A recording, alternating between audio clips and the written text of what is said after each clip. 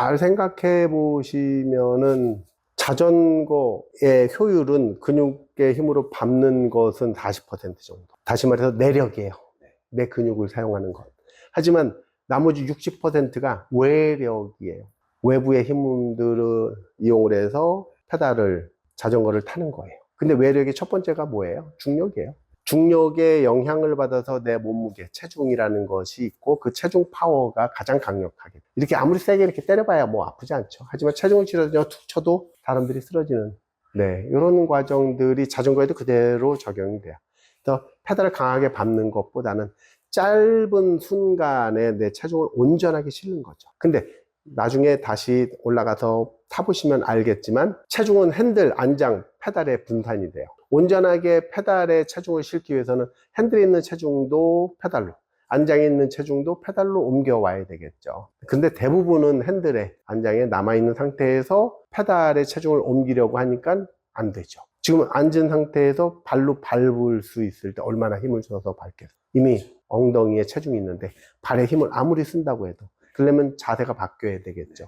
그런 과정들을 앉아있는 상태에서 계속 변환을 시켜줘야 되는데 단순하게 발로만 밟는다. 그럼 배드민턴 배워보셨다라고 하는데 배드민턴을 팔로, 라켓으로 친 거죠. 실질적으로는 스텝으로 발로 쳐야 되는데 배드민턴을 팔로 친다. 요게 첫 번째 아마 가셨을 때 스텝 배우고 뭐 포핸드, 백핸드 배울 때 스탠스 배우고 이런 것들 하시잖아요. 여기서부터. 그 다음에 이제 스매싱도 제대로 하기 위해서는 그냥 눈으로만 팔로만 라켓으로만 이렇게 치는 게 아니라 반대쪽 손이 가 있고 그리고 셔틀콕이 왔을 때의 위치를 잡고 그러고 나서 때려주는 이런 것들은 뭐 테니스도 그렇고 특히 배드민턴 같은 경우는 필수적으로 맨 처음 배우는 그 자세잖아요. 다시 말해서 한 팔로 치는 거에 맞는데 그 한 팔로 치기 위해서는 반대쪽 팔의 역할이 있잖아요. 자전거 페달로 한 발로 밟는 거예요. 한 발로 밟는 거예요.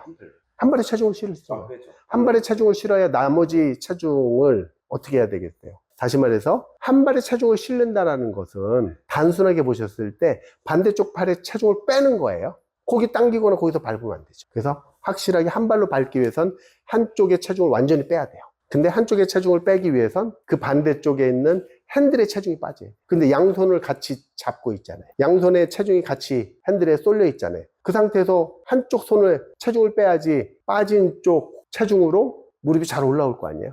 근데 이런 동작들 없이 양쪽 핸들은 양손으로 꼭 잡고 있고 한쪽 발로 밟을 수는 있지만 나머지 한쪽 발에 힘을 뺄 수는 없단 말이에요. 저희들이 요구하는 건 계속 힘을 잘 빼자 라는 건데 힘을 잘 쓰자라는 것은 핸들을 양손으로 꽉 잡고 있을 땐 힘을 잘 쓸 수 있어요. 하지만 힘을 잘 뺄 수 없다는 거예요. 그러니까 결국 힘 빼기 좋은 자세를 90% 활용을 하자라고 했을 때 그 90%는 제대로 활용할 수 없다. 다시 말해서 핸들 그립부터 핸들 잡는 방법부터 바뀌지 않으면 상체가 바뀌지 않고 상체가 바뀌지 않으면 단순하게 하체만 이용을 해서 페달을 돌리지 못하고 밟을 수밖에 없다. 그러면 극히 한정적인 무브먼트밖에 나오지 않으니 퍼포먼스도 한정적일 수밖에 없다. 그러면 한정적일 수밖에 없는 그 동작은 한정적인 근육만 사용을 했다. 그래서 그 한정적인 근육이 피로해지면 더 이상 자전거는 탈 수 없다. 그래서 다양한 패턴의 페달링을 갖는 것이 중요하고 다양한 패턴의 페달링을 하기 위한 다양한 근육들을 사용하는 방법들, 이것이 흔히들 얘기하는 전문 용어로 근전환.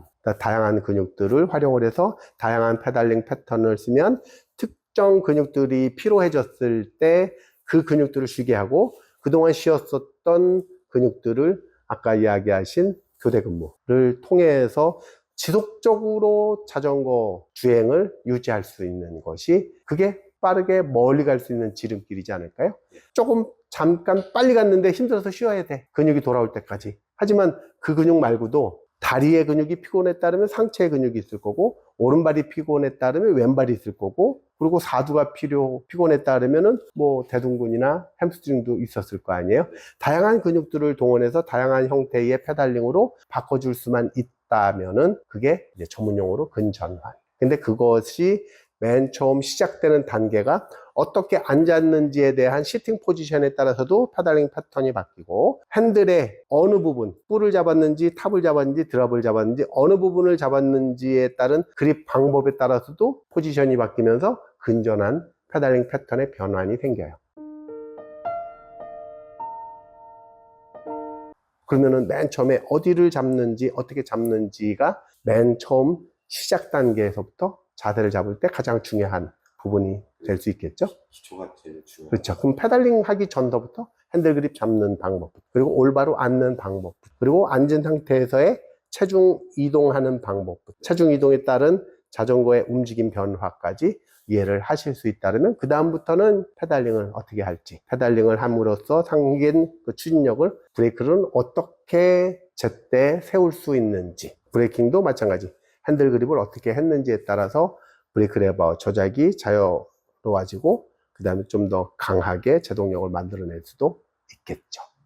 네, 이런 부분들까지 전체적으로 한번 쭉 훑어볼 거예요. 한 번에 몰아서 많이 하는 것보다는 쪼개서 여러 번 하는 게 훨씬 좋은 게, 우리 몸이라는 것이 집중할 수 있는 그 수준이 딱 한정적이고 그 이상 넘치면 집중이 안 되고요.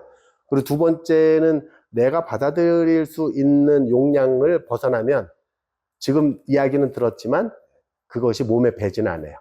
다행히도 지금 내가 들었던 내용이 지금 당장 활용할 수 없어도 나중에 수준이 높아지면 정말 거짓말처럼 지금 들었던 이야기가 생각이 나요. 수준이 딱 올라가면, 아, 그때 한 이야기가 이러한 이유, 이러한 이야기를 한 것이구나 라는 것이 새록새록 생각이 나니까 걱정하실 필요는 없어요. 지금 뭐 2시간, 뭐 1시간 동안 들었던 이론 교육이 그대로 싹 사라진다 라고 생각하지 않으셔도 괜찮아요. 대신에 가능하다 하면 오늘 하신 것들을 타시면서 조금씩 생각나는 것들을 이제 연습을 하시다가 어느 순간 벽에 부딪히거나 아니면 어느 순간부터 뭐 잘 안 느는 것 같다 라고 할 때 한 번 더 오시는 것도 좋은 방법 중에 하나인 것 같아요. 가능한 쪼개서 여러 번, 그리고 시차를 두고 하시는 것이 한 번에 몰아서 왕창 하는 그 벼락 공부보다는 훨씬 효율적이다.